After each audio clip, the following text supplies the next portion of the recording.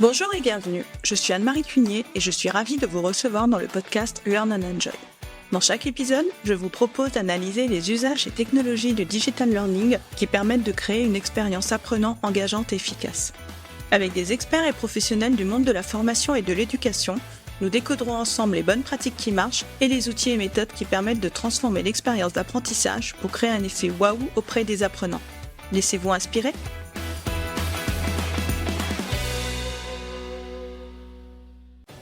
Bonjour à tous, Vincent Caltabellota est auteur, conférencier, ancien directeur de l'Observatoire national des dirigeants commerciaux de France et il a créé YouMonkeys, une plateforme de formation en micro-learning.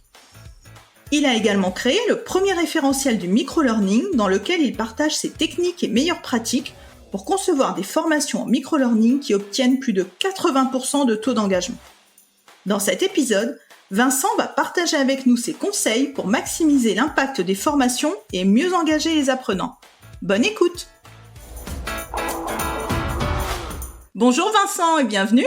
Bonjour à toi! Eh bien, je suis ravie de te recevoir pour ce nouvel épisode. Et donc, ensemble, on va voir comment le micro-learning permet de mieux engager les apprenants. Et pour commencer, comme d'habitude, est-ce que tu peux te présenter, nous dire qui tu es et ce que tu fais? Alors, avec grand plaisir. Donc, je m'appelle Vincent Caltabellota. J'ai plusieurs activités. Mon activité historique est de travailler sur l'avenir des entreprises. Donc, j'ai une société de conseil. Et je fais essentiellement des conférences et j'écris des livres et je travaille sur l'avenir des métiers, comment la technologie, l'intelligence artificielle va changer nos métiers, comment ça change les modèles économiques, les évolutions sociétales, managériales. Donc voilà, ça c'est mon métier. J'écris et je parle beaucoup. Et voilà. Et puis parallèlement à ça, j'ai créé il y a quelques années une plateforme de micro-learning. Sous le nom de YouMonkeys et cette plateforme m'a amené forcément à travailler là depuis 5 ans sur le micro-learning et sur l'engagement des équipes. C'était même la base, mais on y reviendra. Et donc tout avant ça, j'ai un parcours essentiellement dans les nouvelles technologies, le commerce, le marketing. Et donc cette société de conseil, je l'ai créée il y a 17 ans maintenant. Donc voilà mon parcours. J'ai eu la chance de diriger l'Observatoire national des dirigeants commerciaux de France et de faire des études justement sur l'avenir du commerce. C'est ça qui m'a lancé dans les conférences et l'écriture, pour tout te dire. Quel beau parcours. Voilà. Bravo. Et puis parallèlement à ça, je suis un peu musicien à côté. Voilà, j'aime beaucoup créer. Très bien, merci. Donc pour commencer, est-ce que tu peux nous dire ce qu'est le micro-learning ? Alors, le micro-learning, c'est une technique de formation qui en soi n'est pas nouvelle. Hein. On fait tous depuis la nuit des temps du micro-learning sans s'en rendre compte. Hein. Quand même les animaux font du micro-learning, ils apprennent en observant quelques minutes leurs congénères. Et nous, on fait pareil. Notre cerveau humain, il n'est pas fait à la base pour rester 4 heures assis à une table pour apprendre. On n'a pas attendu ça pour pouvoir apprendre. Donc notre cerveau, lui, il apprend par petits morceaux, par petites touches. Et donc, le micro-learning est une discipline qui, elle, est plutôt moderne, avec cet anglicisme en plus de micro-learning, qui a pour vocation de réduire les temps de formation à quelques minutes en général, qu'on va intégrer ou qu'on va pouvoir intégrer dans le quotidien des collaborateurs. Après, il y a plein de manières, il y a plein de techniques, il y a plein de formules, il y a plein de dérivés. On aura le temps d'en parler dans ce podcast. Mais globalement, c'est ça, c'est une formation qui dure quelques minutes et qui est très souvent inscrite dans le temps. Voilà, c'est-à-dire que on dit souvent on peut pas apprendre en 2 minutes. Alors, si on peut apprendre en 2 minutes, mais c'est surtout qu'on peut apprendre en 2 minutes, plus 2 minutes, plus 2 minutes, plus 2 minutes. Et là, on peut apprendre beaucoup au final. D'accord. Et donc, quels sont les différents types de micro-learning que tu as identifiés ? Alors, si on parle de technologie avant tout, parce que quand on parle de micro-learning, souvent on parle de technologie, même si, comme je le disais tout à l'heure, le micro-learning, si tu demandes à je sais pas, une collègue de t'expliquer comment on fait une fonction Excel, t'as pas envie d'y passer 2 heures et demie en te racontant l'histoire d'Excel et d'où ça vient et pourquoi. T'as juste envie d'avoir l'info et ça marche pareil pour faire une tarte aux prunes ou je ne sais quoi. Donc là, on va parler plutôt technologie. Alors, ça fonctionne beaucoup et historiquement sur des plateformes qui faisaient autre chose que du micro-learning, qui font du e-learning et qui ont réduit finalement leur temps de formation à quelques minutes. Par exemple, des vidéos d'1 heure qu'on réduit en X vidéos de 2 ou 3 minutes avec quelques exercices à côté. Chez YouMonkeys, nous, on avait trouvé une méthode qui était assez similaire, mais qui était plutôt dans ce qu'on appelle, pareil avec un anglicisme, le push learning, c'est-à-dire on poussait la formation chaque jour, on pousse la formation chaque jour à des collaborateurs et à des équipes pour les amener à être actifs dans leur formation. C'est-à-dire que ce qu'on amène en plus, c'est pas juste d'attendre que le collaborateur vienne se connecter sur une plateforme, mais c'est la plateforme qui va au collaborateur. Et puis après, il y a plein de formats divers et variés. Il y en a qui sont basés sur des chatbots avec des systèmes de discussion, un peu comme un coach. J'ai une question, je vais avoir la réponse à ma question de manière un peu intelligente. Il y a des systèmes de micro-learning qui sont alors là de l'ultra micro-learning. Par exemple, répondre à une question pour pouvoir débloquer son téléphone portable. Ou alors la question du jour pour une entreprise qui permet de débloquer l'accès à un CRM ou un outil ou je ne sais quoi et qui oblige forcément à ancrer des messages. Donc il y a beaucoup de manières de faire. Après, moi, vraiment, ce que je vois, c'est qu'il y a des historiques qui viennent du e-learning classique, où là, c'est plutôt des vidéos du quiz. Il y a ceux qui viennent de l'application mobile, plutôt des jeux, plutôt du quiz. Et puis, il y a ceux qui viennent d'hyper nouvelles technologies, comme je parlais de chatbot ou d'intelligence artificielle. Puis après, il y a plein de systèmes hybrides entre tout ça. D'accord, merci. Et du coup, j'ai découvert que par exemple, avec un chatbot, c'était du micro-learning. J'aurais pas imaginé ça. Il y a des solutions comme ça qui existent, effectivement. Et donc, quels sont pour toi les avantages du micro-learning et en quoi cette modalité de formation est intéressante pour les entreprises? Alors, avant de répondre aux avantages, je précise qu'en fait, je l'ai déjà rapidement dit, mais on a souvent l'impression ou la croyance que un micro-learning ne peut pas être de la formation, ne peut pas être du learning, parce que c'est trop court. En fait, c'est pas exactement comme ça que ça marche. Nous, historiquement, dans notre histoire, on a considéré que, un peu dans tous les pays du monde d'ailleurs, que l'apprentissage c'est quelque chose de riche, de très intellectuel, qui doit être très formaté, très structuré. Et historiquement, quand on repart dans la nuit des temps, ceux qui forment sont des sachants, sont des sages, des gens respectés, et donc il y a une forme de respect par rapport à la connaissance. Aujourd'hui, on est dans un monde un petit peu différent. Où la connaissance elle est partout. Je respecte pas Google, même si c'est pas le même respect, et pourtant j'ai beaucoup d'informations dans Google ou sur YouTube. Mais on a toujours cette croyance là. L'avantage du micro-learning, c'est que aujourd'hui, comme on est dans un monde où tout va très vite et on doit acquérir la connaissance très vite, le micro-learning est adapté. La seule chose, c'est que pour qu'il soit adapté, il faut qu'il soit structuré. Comme je le disais, il y a beaucoup de connaissances sur YouTube et tu peux te former sur YouTube. Mais on sait bien que les collaborateurs ne le font pas. Ils y vont comme ça très ponctuellement. Mais qu'est-ce qui manque? C'est une structure de formation avec des objectifs pédagogiques, avec un cheminement pédagogique qui amène, exactement comme si je fais un cours en présentiel ou en e-learning classique, qui prend l'apprenant à un moment et qui va l'emmener à un autre moment ou à un autre niveau de connaissance. La différence, c'est que le micro-learning va être par petites touches et souvent, c'est pas toujours le cas, mais souvent, et moi c'est ce que je véhicule, c'est que ces petites touches, on va les espacer dans le temps.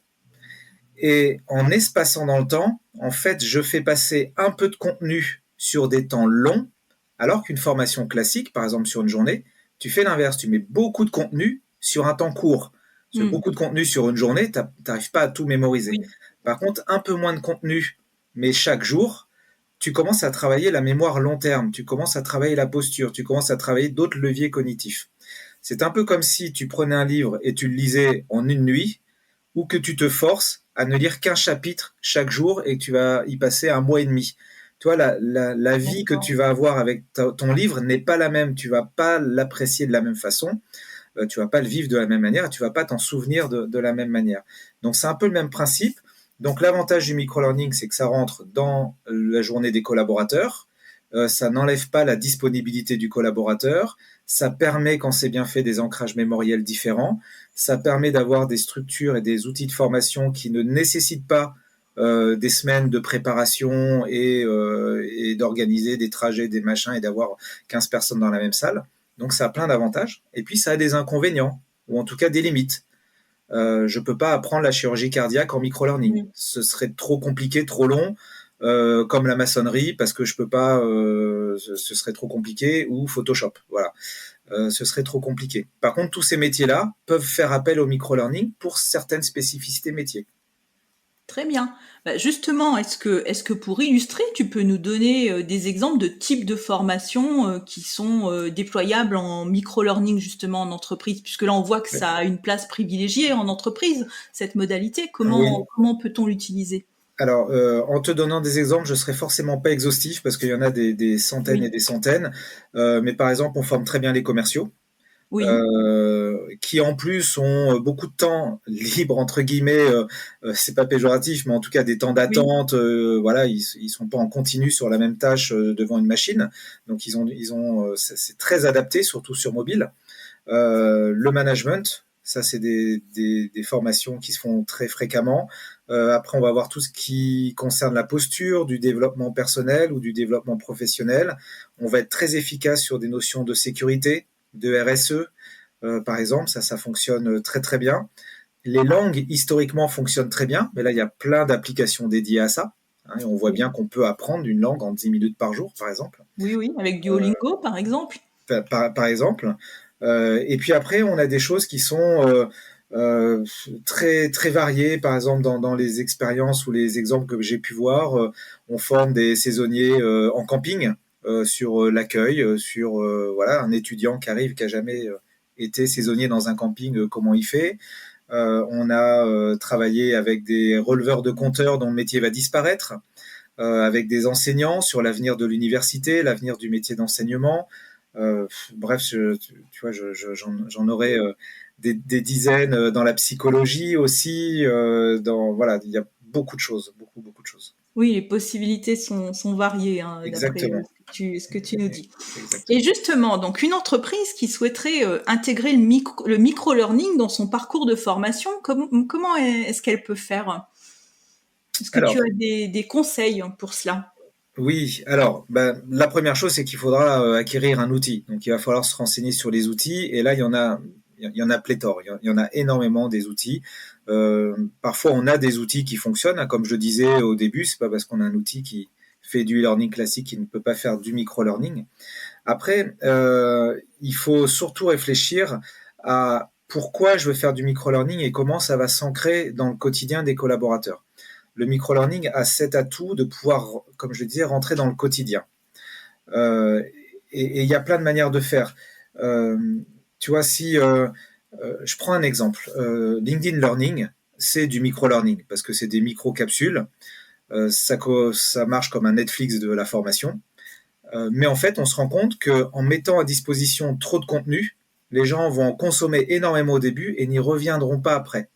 Et donc, c'est souvent, je dis pas que c'est pas bien, hein, LinkedIn Learning a plein d'avantages comme d'autres qui fonctionnent pareil, mais il faut faire attention à l'objectif pédagogique. Est-ce que l'on veut mettre en place une base de connaissances?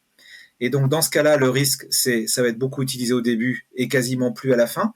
Donc, comment je le manage dans mon entreprise? Nous, la vision que l'on avait voulu avoir chez YouMonkeys, c'était de laisser le RH ou le manager mettre du rythme de la formation. C'est-à-dire que si moi je suis un collaborateur et je veux me former, on me dira pas, bah tiens, va sur LinkedIn Learning, tu auras l'information. Mais c'est moi, manager ou RH, qui vais dire, tiens, il y a un module comme là-dessus, et je suis responsable de ton évolution de carrière d'une certaine manière, et je vais t'ouvrir l'accès à ce module-là qui va se dérouler sur une semaine, 2 semaines ou 3 semaines.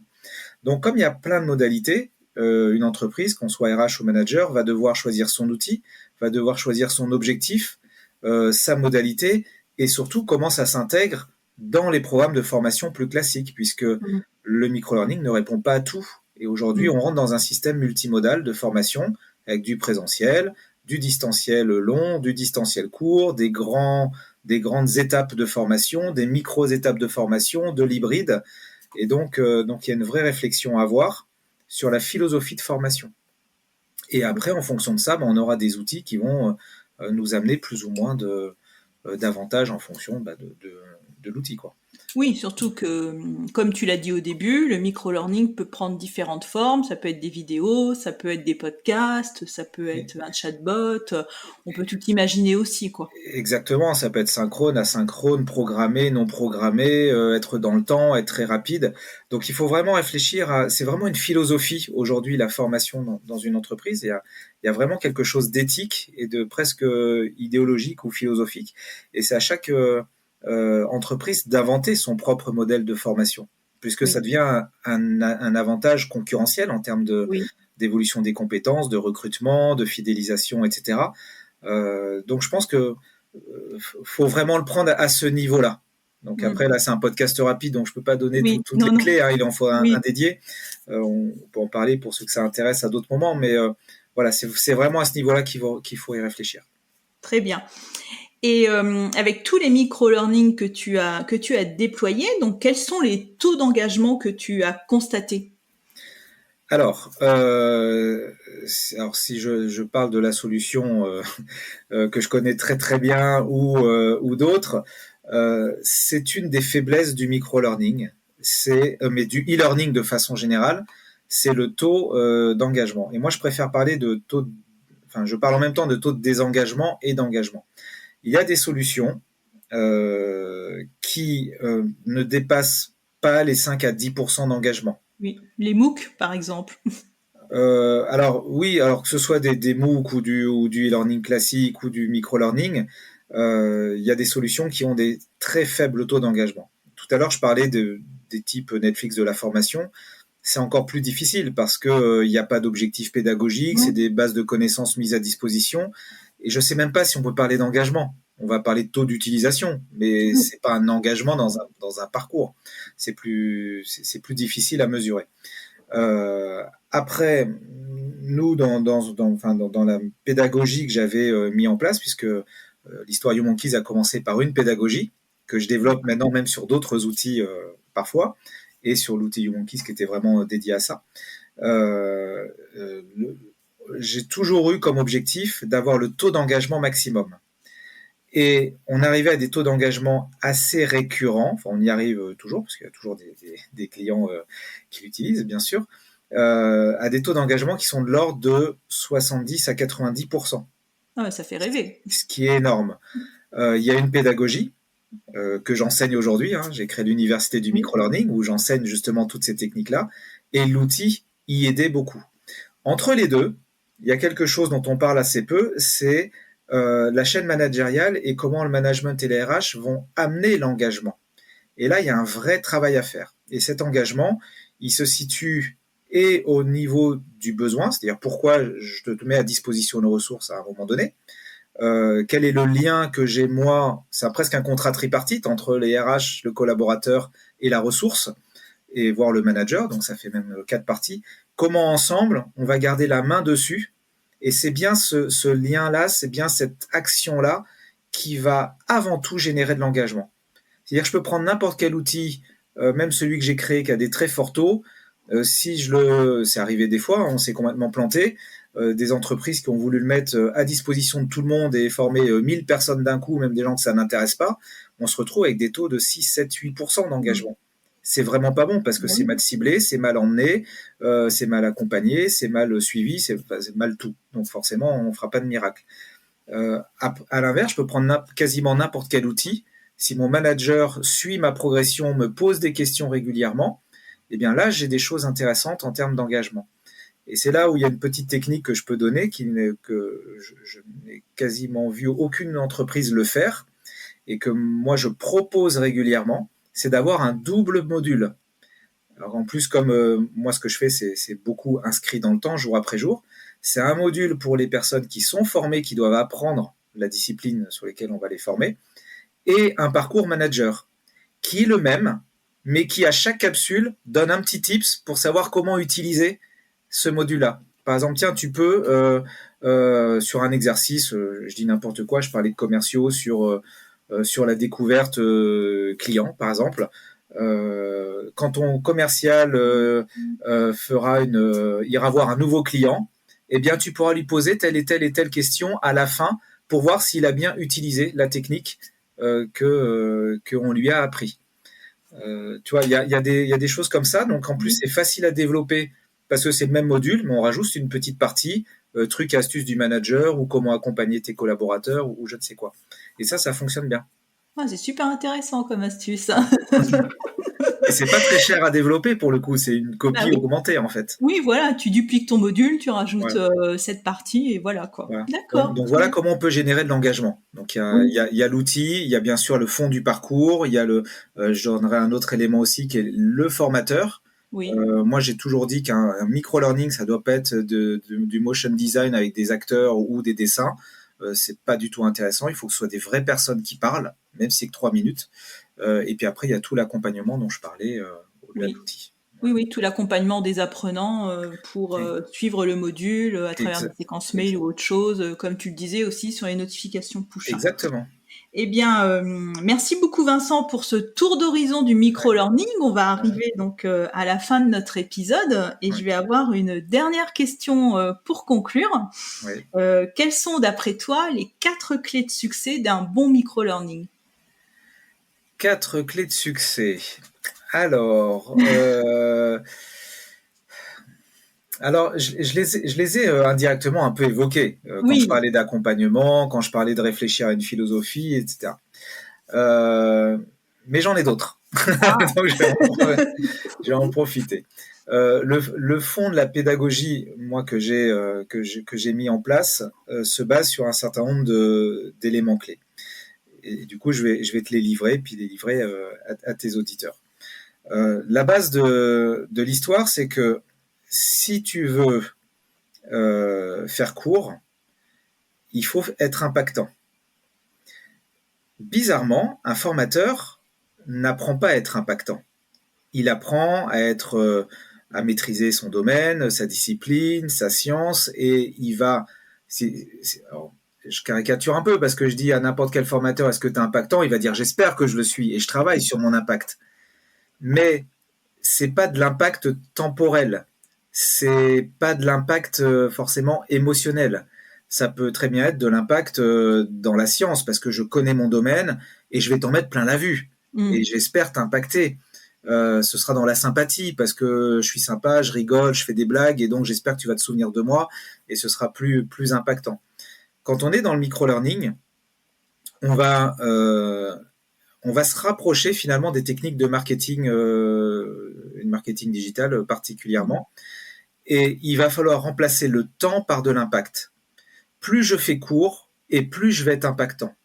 Et donc, on va utiliser toutes les techniques de ce qu'on appelle de l'économie de l'attention, mais aussi voilà, de l'impact qu'on peut avoir en ligne ou sur les réseaux sociaux.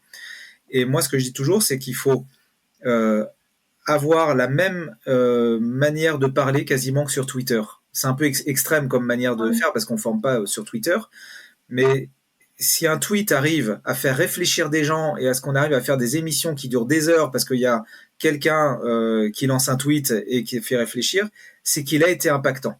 Alors parfois en étant un peu exagéré, parfois en étant un peu grandiloquent ou parfois en étant comment dire en défrayant la chronique. Mais au-delà de tout ça, il faut vraiment réfléchir à ça. Moi, c'est toujours ce que je me suis dit. Je me dis, est-ce que dès la première phrase, la personne va avoir envie de me suivre jusqu'au bout? Dès la première phrase. Et pour ça, il va falloir que j'utilise des leviers. Et là, il y a plein de leviers. Il y a des leviers émotionnels, mais le levier émotionnel, c'est pas juste être sympa. Ça peut être créer un doute. Par exemple, est-ce que tu sais faire ça ou est-ce que tu as déjà fait ça ou mm, est-ce que tu saurais me donner les trois clés pour faire une bonne découverte client et est-ce qu'on a les mêmes que donner les trois clés c'est facile mais est-ce qu'on a les mêmes tu sais tu génères une petite émotion en disant tiens est-ce que lui il est référent machin est-ce que j'ai bien les mêmes ça te donne envie de regarder toi tu génères un peu de challenge Ça rentre aussi dans l'émotion. Tu peux mettre aussi, tu peux jouer sur des quiz, de l'évaluation qui permet de voir si tu sais. Mais aussi, tu peux donner le premier truc astuce. Dans une formation classique, c'est pas rare de passer une demi-heure à faire un tour de table, de se présenter, puis d'expliquer l'histoire, l'enjeu, le pourquoi on est là, etc. En micro-learning, tu fais pas ça. En micro-learning, si je veux que tu me suives, il faut qu'en 1 minute, tu aies déjà appris quelque chose qui te surprenne. Où tu vas dire, tiens, là, Vincent, c'est pas con ce qu'il me raconte, je vais peut-être écouter et vivement demain parce que je vais peut-être apprendre autre chose. Et c'est après coup que je pourrais aller plus loin et que je pourrais aller plus loin dans les enjeux, dans le pourquoi on le fait, dans un deuxième niveau de compétences, tu vois, pour aller plus loin dans le domaine, pour prendre une vision de hauteur. Donc c'est plutôt la démarche inverse. On va pas du général pour aller vers le particulier, on part du particulier et on peut remonter vers le général pour avoir une vision plus globale. Donc ça, c'est vraiment la base. Après, comme je le disais tout à l'heure, si on veut être impactant, il faut que ce soit une personne qui parle à une autre personne. Des micro-learning où on dit je vais me cacher derrière des images, derrière des dessins, derrière des acteurs, oui, ça peut marcher, ça peut fonctionner, mais moi j'ai envie que la personne, elle me prouve qu'elle est légitime dans le domaine et je la suivrai d'autant plus si elle m'emporte, au sens propre du terme, hein, elle m'a emporté, elle m'a emmené quelque part. Donc ça pour moi c'est vraiment le cœur du micro-learning et ce qui nous amène à ne pas oublier le facteur humain, puisque faut quand même voir qu'on est dans un monde où on va de plus en plus vers énormément de formation, énormément de contenu, énormément de savoir et parfois des choses automatisées avec de l'intelligence artificielle qui va prendre une partie du métier de formateur. Et l'intelligence artificielle, elle sait très très bien faire du micro-learning. En tout cas, elle saura très bien faire du micro-learning. Même moi, je l'utilise pour des programmes. J'ai des prompts de ChatGPT qui m'amènent à affiner mes programmes ou à trouver des approches que je n'aurais pas eues parce que je vais rentrer des notions de psychologie, des notions de neurosciences ou de tout ce qui peut être lié au cognitif. Et là, l'IA, elle est très bonne pour me dire, tiens, il y a ça, il y a ça, il y a ça. Puis je vais dire, ah oui, tiens, c'est vrai, le troisième, là, j'y avais pas pensé. Qu'est-ce qu'il rajoute? Ah, il rajoute ça, oui. Alors après, je le remodifie à ma façon. Oui. Mais l'IA va s'améliorer. Donc, il faut absolument que nous, humains aussi, on garde cette supériorité. En tout cas, cet atout, cet avantage. Et donc, créer un lien, avoir une vraie personne qui est légitime, qui a l'expérience, qui nous parle et qui nous délivre son savoir, c'est très très riche, c'est une valeur énorme. Donc voilà pour moi les clés. Je sais pas si j'en ai dit 4, j'en ai peut-être dit plus, peut-être moins, peu importe. Oui. Mais en tout cas, c'est ce côté d'impact, d'émotion. Faut l'inscrire dans le temps. Il faut que ce soit bien accompagné. Il faut qu'il y ait une vraie valeur humaine derrière. Et puis on arrive à faire quelque chose qui est à peu près pas mal. Ah bah écoute, merci Vincent pour tous ces conseils qui sont vraiment très très intéressants. J'espère que nos auditeurs pourront les appliquer. Merci à toi d'être venu échanger avec nous, de nous avoir accordé ce temps. Avec plaisir. Comme d'habitude, donc dans les notes de l'épisode, j'indiquerai ton contact LinkedIn. Oui. Je mettrai aussi ton site, le référentiel du micro-learning. Tu parlais tout à l'heure de ton université, donc je mettrai le lien. Qui est disponible, qu'on peut acheter en version papier ou numérique avec 10 outils derrière. Voilà. À utiliser. Et je mettrai aussi le site de YouMonkeys. D'accord, et ben avec plaisir. Voilà, et donc si nos auditeurs souhaitent te lire aussi, donc tu as sorti un livre également au mois d'août qui s'appelle donc Le vendeur augmenté. Voilà, et sous-titré Réhumaniser la vente. Et là, c'est définitivement sur la manière dont la vente évolue et s'hybride. Oui. Je travaille beaucoup sur l'hybridation de façon générale, la formation, le commerce et puis plein d'autres choses. D'accord, des sujets passionnants. Voilà, exactement. Eh bien, merci beaucoup Vincent, à très bientôt. Merci à toi, à très vite. J'espère que cet épisode vous a plu. Si vous aimez le podcast Learn and Enjoy et si vous avez envie de me soutenir, de m'aider à faire connaître ce podcast, la meilleure façon, c'est de me laisser une note 5 étoiles sur Apple Podcast ou un petit commentaire. Pensez aussi à vous abonner pour être informé de la sortie des prochains épisodes. Et pour rester en contact ou me proposer un thème que vous souhaitez que j'aborde, vous pouvez me rejoindre sur LinkedIn. Vous me trouverez sous mon nom, Anne-Marie Cuinier. Je vous dis à très vite pour un nouvel épisode.